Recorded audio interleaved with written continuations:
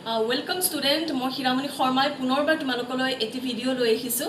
যোৱা ভিডিঅ'টোত মই তোমালোকক সুপাৰ 30 JEE যেটো মেইনছৰ ৰিজাল্ট সেই মেইনছৰ ৰিজাল্টটো দিছিলোঁ খুব সুন্দৰ হিষ্টৰিকেল ৰিজাল্ট হৈছিলে আৰু ষ্টুডেণ্ট তোমালোকৰ এতিয়া টাইম বহুত কম আছে হাতত JEE এডভান্স আহি আছে আৰু বহুতে সপোন ৰচি আছে IIT পঢ়াৰ কাৰণে তো এই ভিডিঅ'তে তোমালোকে পাবা এগৰাকী IITiaনৰ পৰা জানিব পাৰিবা যে তেওঁ নিজে কেনেকৈ প্ৰিপাৰেচন কৰিছিলে আৰু তেওঁ কিছুমান তোমালোকক ট্ৰিক দিব যেটো ট্ৰিকেৰে তোমালোকে পৰীক্ষাত সুফল অৰ্জন কৰিবলৈ সক্ষম হ'ব পাৰা আৰু হয়তো তোমালোকৰ কাম আহি যাব পাৰে আৰু এই ভিডিঅ'তে তোমালোকে দেখিবা মই আগতেও ইন্টাৰভিউ লৈছিলোঁ আৰু বহুতে মোক পাৰ্সোনালিও মেছেজ কৰিছিল বা ভিডিঅ'টো কমেন্ট কৰিছিল যে তোমালোকে বহুত বেছি কথা জানিব পাৰিছা ৰাজশ্ৰী শৰ্মাৰ পৰা। ৰাজশ্ৰী শৰ্মা পঢ়ি আছে IIT BHUত আৰু বলা তেন্তে তেওঁৰ পৰা আমি জানো যে তেওঁৰ সেই ষ্ট্ৰাগলটো মানে মেইনছৰ পৰা এডভান্সলৈকে সেই টাইমখিনি তেওঁ কেনেকৈ ইউটিলাইজ কৰিছিলে যাৰ বাবে as a general category also general category হিচাপেও তেওঁ যিহেতু সিলেক্ট হৈছিলে তেওঁ কেনেকৈ প্ৰিপাৰেচন কৰিছিল আজি আমি এই ভিডিঅ'টিত তাকেই গম পাম। নমস্কাৰ, মই ৰাজশ্ৰী শৰ্মা, মই IIT BHUত অধ্যয়নৰত। তোমালোকেতো জানাই যে JEE মেইনছৰ ৰিজাল্ট দিলে আৰু এডভান্স আহি আছে 3 অক্টোবৰৰ পৰা। তো এইখিনি ইমান কম টাইমৰ ভিতৰত আমি কেনেকৈ পঢ়িম সেইটো বহুত মেটাৰ কৰে। আমি মানে হাৰ্ড ৱৰ্কটো কৰিবই লাগিব, লগতে স্মাৰ্ট ৱৰ্কো বহুত জৰুৰী। তো মই শ্বেয়াৰ কৰিব খুজিছোঁ যে মই কেনেকৈ পঢ়িছিলোঁ নিজৰ এক্সপিৰিয়েঞ্চখিনি। বহুতৰে নিজৰ নিজৰ বেলেগ বেলেগ ট্ৰিক থাকিব পাৰে, মই জাষ্ট নিজৰ এক্সপিৰিয়েঞ্চখিনি কৈছোঁ। তো ইমানখিনি কম টাইমৰ ভিতৰত আমি ইমান ডাঙৰ চিলেবাছটো কভাৰ কৰিবলৈ আমি কি কৰিব লাগিব? প্ৰথম কথা আমি ফৰ্মুলাবোৰ বহুত ভালকৈ মনত ৰাখিব লাগিব। মই আগতেও কৈছিলোঁ যে ফৰ্মুলা কপি যদি বনাই থৈছা সেইটো সদায় চেক কৰিবা, এবাৰ পঢ়িবলৈ ইচ্ছা নাই তো লাষ্টত তুমি এবাৰ সেইটো চেক কৰি তুমি শুবা। আৰু নেক্সট কথা হৈছে ফিজিক্স, কেমেষ্ট্ৰি, মেথছ এই তিনিওটা ছাবজেক্ট। তো তোমাৰ যিটো পচন্দৰ ছাবজেক্ট হয় চবতছে বেছি যিটো তোমাৰ ভাল হয় সেইটো তুমি বেছিকৈ কৰিবা আৰু যিটোত কম হয় সেইটোৰ কিছুমান পাৰ্ট তুমি বহুত ভালকৈ কৰিবা। লাইক ফিজিক্সৰ যদি তোমাৰ ষ্টেটিকেল ইলেক্ট্ৰিচিটি ভাল পোৱা তো সেইটো চেপ্টাৰ ভালকৈ কৰিবা। মানে 100% কভাৰ কৰিব নোৱাৰিলেও অন্ততঃ 70% যাতে তুমি ভালকৈ কৰা, বাকী 30%টো তুমি নকৰিলেও কথা নাই, কিন্তু 70% you have to do it very properly. এতিয়া এই কম টাইমখিনিৰ সময়তে আমাৰ আহে মটিভেশ্যন এণ্ড ডিমটিভেশ্যনৰ কথা। কিছুমানৰ মেইনছ বহুত ভাল হয়, তেতিয়া কি হয় তেওঁলোকে বেছি মটিভেটেড হৈ যায়, তেওঁলোকে ভাবি লয় যে মইতো চব পাৰোঁ। কিন্তু তোমালোকে সেনেকৈ নাভাবিবা, তোমালোকে ভাবা যে মোৰ মেইনছ ভাল হৈছে, এতিয়া মই এডভান্সত আৰু বেছি ভাল কৰিব লাগিব। আৰু কিছুমানৰ মেইনছ বেয়া হ'ব পাৰে, তো তেওঁলোকেও এনেকৈ নাভাবিবা যে এতিয়া পঢ়ি লাভ নাই। বহুত লাভ আছে, কাৰণ মেইনছ আৰু এডভান্স দুটা সম্পূৰ্ণ বেলেগ বস্তু আচলতে। তো তোমাৰ যদি মেইনছত বেয়াও হৈছে এডভান্সত তোমাৰ বহুত ভাল হ'ব পাৰে। এইকেইদিনত তুমি নিজৰ সম্পূৰ্ণ বেষ্ট দিয়া, তেতিয়া তোমাৰ নিশ্চয়কৈ ভাল হ'ব। আৰু যিবিলাকৰ বহুত ভাল হৈছে মেইনছ তেওঁলোকেও যাতে সেই হাৰ্ডৱৰ্কখিনি কণ্টিনিউ ৰাখা, যাতে তোমালোকে এতিয়াৰ পৰা আৰু বেছি হাৰ্ডৱৰ্ক কৰা, যাতে আৰু বেছি ভাল হয়। আৰু আহি আছে টাইম মেনেজমেণ্টৰ কথা। তো এডভান্সত চোৱা দুটা চিফ্টত এক্সাম হ'ব, 3 ঘণ্টা। তো টাইম মেনেজমেণ্টটো মেইনছতকৈ তোমালোকৰ বেছি ইজি হ'ব মোৰ মতে। আৰু বাকী অনলাইন টেষ্ট চিৰিজ দি থাকিব পাৰা, ডেইলি কমচে কম এটাকৈ দি থাকিব পাৰা, তেতিয়া তোমালোকৰ কি হ'ব টাইম মেনেজমেণ্টটো বহুত ভালকৈ হৈ যাব। মোৰ কি হৈছিল, জানুৱাৰী মেইনছটো একেবাৰে ভাল হোৱা নাছিল। তো মোৰ তাত আছিল এপ্ৰিলৰ মেইনছ আৰু এডভান্স। তো তাৰে কাৰণে মই নিজৰ বেষ্ট দিছিলোঁ। সদায় নিজৰ বেষ্ট দিবলৈ চেষ্টা কৰা, বাকী তুমি বেলেগে কি কৰিছে এইটো তোমাৰ মেটাৰ নহয়, তুমি কিমান নিজৰ বেষ্ট দিব পাৰা এইটো মেটাৰ কৰে। তো চোৱা, তোমালোকে যিটো সপোন দেখিছা সেইটো কৰাৰ কাৰণে তোমালোকে নিজৰ বেষ্ট দিব লাগিব। আৰু কেইটামান দিনে তোমালোকৰ হাতত আছে, এই চান্সটো যোৱাৰ পিছত তোমালোকে ছেকেণ্ড চান্স নাপাবা, যিহেতু IIT আমি বাৰ দিব নোৱাৰোঁ। তো নিজৰ বেষ্ট দিয়া, এইখিনি টাইম ভাবি লোৱা হয়তো মৰিম নহ'লে তৰিম। তো নিজৰ এইকেইটা দিন সম্পূৰ্ণৰূপে বেলেগ সকলো বাদ দিয়া, মাত্ৰ পঢ়া আৰু পঢ়া। তো যদিহে তোমাৰ সপোন দিঠকত পূৰণ কৰিব লাগে এইখিনিতো ছেক্ৰিফাইচ কৰিবই লাগিব। এডভান্স দিবলৈ যাবা, পেপাৰখন দেখাৰ লগে লগে মই কি কৰিছিলোঁ যে প্ৰথমে পেপাৰখন এবাৰ চাই গৈছিলোঁ আৰু যিবিলাক মই একেবাৰে 100% চিয়'ৰ মই গোটেইকেইটা সেইকেইটা কৰি গৈছিলোঁ। লাইক এনেকুৱা নহয় যে কেমেষ্ট্ৰিখন ফাৰ্ষ্ট কৰিম, মেথছখন ফাৰ্ষ্ট কৰিম, সেনেকুৱা মোৰ নাছিল। মই কি কৰিছিলোঁ যে তিনিওটা ছাবজেক্টৰে যিখিনিত মই 100% চিয়'ৰ, যিবিলাক কুৱেশ্যনত মই সেইবিলাক ফাৰ্ষ্ট কৰি গৈছিলোঁ। আৰু ছেকেণ্ড, কিছুমান কুৱেশ্যন তোমাৰ দেখি এনেকুৱা লাগিব পাৰে যে মই এইটো কুৱেশ্যন পাৰোঁ, আৰু তুমি পাৰাও, কিন্তু কি হৈ যায় লেংদি হৈ যায় বহুত। লাইক কিছুমান কুৱেশ্যনত 30 মিনিটো তোমাৰ টাইম কনজিউমিং হৈ যাব পাৰে।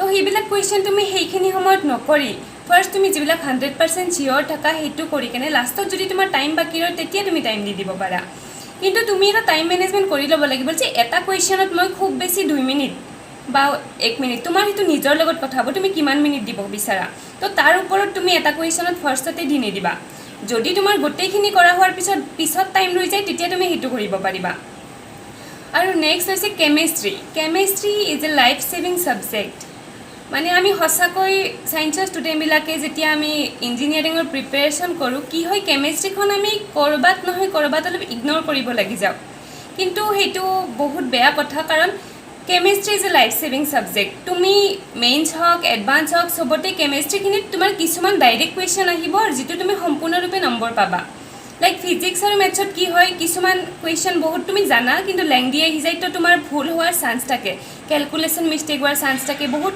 চান্স থাকে ভুল হোৱাৰ কিন্তু কেমেষ্ট্ৰি এনেকুৱা ছাবজেক্ট যিটো তোমাৰ শুদ্ধ হ'বই তো কেমেষ্ট্ৰি তুমি অৰ্গেনিকখিনি ভালকৈ পঢ়া বাকি মেকানিজিম চোৱা জাষ্ট ৰিয়েকশ্যন চালে একো কাম নাই কাৰণ এডভান্সৰ কাৰণে তুমি মেকানিজিমখিনি ভালকৈ জানিব লাগিব তো মেকানিজিম চোৱা আৰু ইনঅৰ্গেনিকখিনিতো ভালকৈ কৰা like P block and D block সেইবিলাকৰ পৰা ডাইৰেক্ট কুৱেশ্যন আহিব তোমাৰ তো সেইখিনি ভালকৈ কৰি লোৱা আৰু ফিজিক্সৰ থাকিল ফিজিক্সৰ কিছুমান কুৱেশ্যন তুমি দেখিলে এনেকুৱা লাগিব যে বহুত টান কিন্তু যেতিয়া তুমি পঢ়ি চাবা তেতিয়া চিম্পলিফাই হৈ যায় থাকে লাইক কিছুমান কুৱেশ্যন আছে ৰোটেশ্যনৰ পৰা আহিব ৰোটেশ্যনৰ কুৱেশ্যনটোতে যদি তুমি লাগি থাকা তেতিয়া তোমাৰ টাইম শ্বৰ্ট হৈ যাব তাতকৈ তুমি এটা কম মানে সহজ এটা কুৱেশ্যন কৰি লোৱা মডাৰ্ণ ফিজিক্সো কৰি লোৱা তেতিয়া তুমি বেছি মাৰ্ক পাবা our main factor is to get mark ক'ৰ পৰা পাওঁ সেইটো মেটাৰ নকৰে আমি কিমান বেছি মাৰ্ক পাওঁ সেইটো মেটাৰ কৰে তো ফিজিক্স কেমেষ্ট্ৰি মেথছ তুমি ক'ৰ পৰা পোৱা এইটো তোমাৰ নিজৰ ওপৰত ডিপেণ্ড কৰে তো ফাৰ্ষ্ট পেপাৰ আৰু ছেকেণ্ড পেপাৰ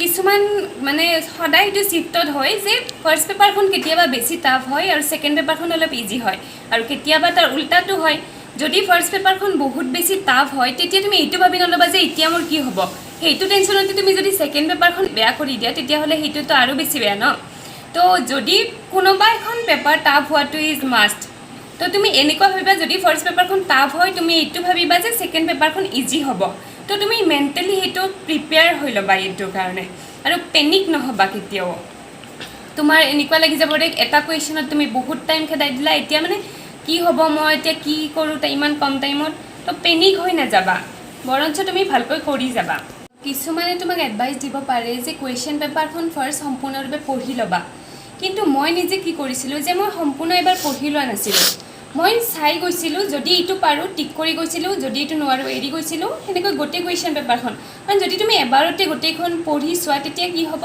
যদি টাফ আহি যায় তেতিয়া তুমি পেনিক হৈ যাবা তোমাৰ ভয় লাগি যাব যে এতিয়া মই কি কৰিম আৰু ছেকেণ্ড কথা হৈছে কিছুমান কুৱেশ্যন দেখাত বহুত ক্ৰিটিকেল কৰি দিব পাৰে তো তুমি কি কৰিবা অলপ ধৈৰ্য সহকাৰে সেই কুৱেশ্যনটো ভালকৈ পঢ়ি চাবা তেতিয়া লাহে লাহে তুমি কি চিম্পলিফাই কৰি ল'ব পাৰিবা কুৱেশ্যনটো আৰু এটা কথা কিছুমান কুৱেশ্যন তুমি এনেকুৱা দেখিব পাৰা যে দেখাত বহুত ইজি কিন্তু তাতেও এটা টুইষ্ট থাকি যাব তো আমি সেইটো যাতে ভুল নকৰোঁ সেইটো আমি কেয়াৰফুল হ'ব লাগিব যে ইজি দেখা মানে অভাৰ কনফিডেণ্ট হৈ আমি কৰি দিলোঁ আৰু হিট মাৰ্কটো কটা গ'ল আৰু বাকী যিবিলাক কুৱেশ্যনত -2 নিগেটিভ মাৰ্কিং থাকে সেইবিলাক কৰাতে বহুত বেছি কেয়াৰফুল হ'ব লাগিব কাৰণ তোমাৰ যদি কিছুমান অপশ্যন তোমাৰ 2-3টাও শুদ্ধ হ'ব পাৰে কিন্তু যদি তুমি এটাও ভুল আনচাৰ দি দিয়া এটা মানে তুমি দুটা ধৰাচোন শুদ্ধ অপশ্যন দি দিছা এটা ভুল অপশ্যন দি দিছা তেতিয়াও তোমাৰ মাইনাছটো আহি যাব তো এইটো ক্ষেত্ৰত যদি তুমি কোনোবা এটা চিয়'ৰ নহয় তুমি 3টা অপশ্যন দিব লাগে কিন্তু তুমি দুটাত চিয়'ৰ এটাত নহয় তেতিয়া বাকীটো নিদিবা তুমি দুটাই দিবা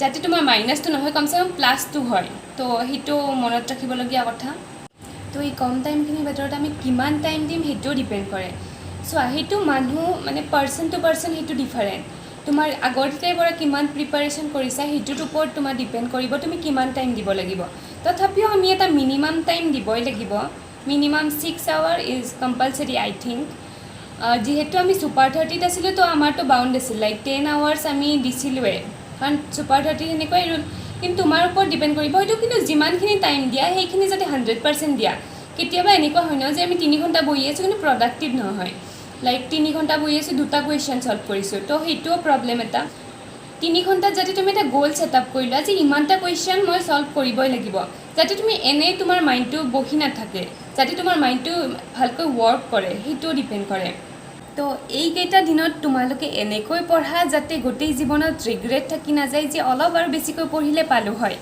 তো ৰিগ্ৰেট নথকাকৈ পঢ়া, যাতে নাপালেও এইটো থাকে মনত যে মই নিজৰ 100% দিছিলোঁ।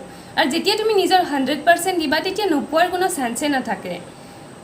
তো নিজৰ 100% দিয়া আৰু ভালটো ফলাফল হ'বই।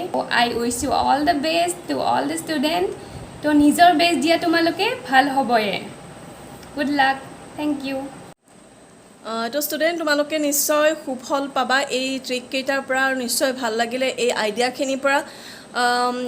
ষ্টুডেণ্ট তোমালোকৰ বেছিদিন নাই, হাতত বহুত কম টাইম আছে, আৰু যিহেতু মই IITiano নহয়, IITৰ কাৰণে কোনো প্ৰিপাৰেশ্যন কৰিও পোৱা নাছিলোঁ। চ' এইটো কথা মই ইয়াতে কোনো ইণ্টাৰফেয়াৰ কৰিব নাযাওঁ। ৰাজশ্ৰী শৰ্মাক মই সম্পূৰ্ণ ধন্যবাদ জ্ঞাপন কৰিছোঁ তেওঁৰ যিখিনি এক্সপিৰিয়েঞ্চ, সেই এক্সপিৰিয়েঞ্চখিনি আমাৰ লগত শ্বেয়াৰ কৰাৰ কাৰণে, কাৰণ আমাৰ ষ্টুডেণ্টছবিলাক ইয়াৰ পৰা বহুতখিনি বেনিফিটেড হ'ব।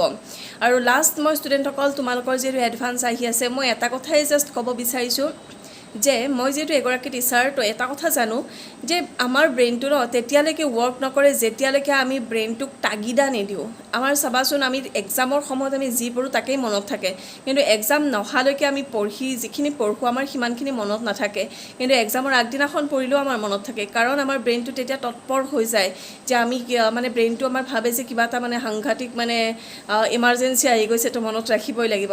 তো ব্ৰেইনটোক সদায় ইমাৰ্জেঞ্চিত ৰাখা, তাক কেতিয়াও ৰেষ্ট ল'ব নিদিবা, একেবাৰে ৰিলেক্স হৈ যাব নিদিবা।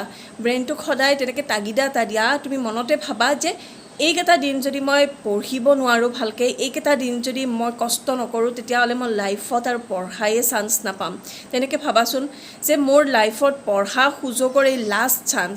যেতিয়া তুমি তেনেকৈ ভাবিবা তেতিয়া তোমাৰ ব্ৰেইনটো বহুত তাগিদাত আহি যাব, বহুত এমাৰ্জেঞ্চি এক্টিভ হৈ যাব, আৰু তেতিয়া চাবা তুমি যি পঢ়া বহুত এক্টিভলি গোটেইখিনি মনত ৰাখিব পাৰিবা, আৰু ব্ৰেইনটো টায়াৰ্ডো নহ'ব। তুমি যিমান পঢ়িব ইচ্ছা কৰা সিমানখিনি হ'ব। তেন্তে আজিলৈকে বিদায় মাগিছোঁ ষ্টুডেণ্টছ। তোমালোকৰ উজ্জ্বল ভৱিষ্যত কামনা কৰিছোঁ, আৰু এক্সামটো যিটো আহি আছে সেই এক্সামত তোমালোকে বেষ্ট ৰিজাল্ট লৈ আহা, আৰু মোৰ কমেণ্টত জনাবা তোমালোকে কেনেকুৱা টাইপৰ পালা, আৰু কোনোবাই যদি ইয়াতে ৰিজাল্ট বহুত ধুনীয়া হয় তেতিয়াহ'লে মোক কমেণ্টত জনাবলৈ নাপাহৰিবা। তোমালোকৰ উজ্জ্বল ভৱিষ্যত কামনাৰে আজি ভিডিঅ'টি শেষ কৰিছোঁ। ধন্যবাদ।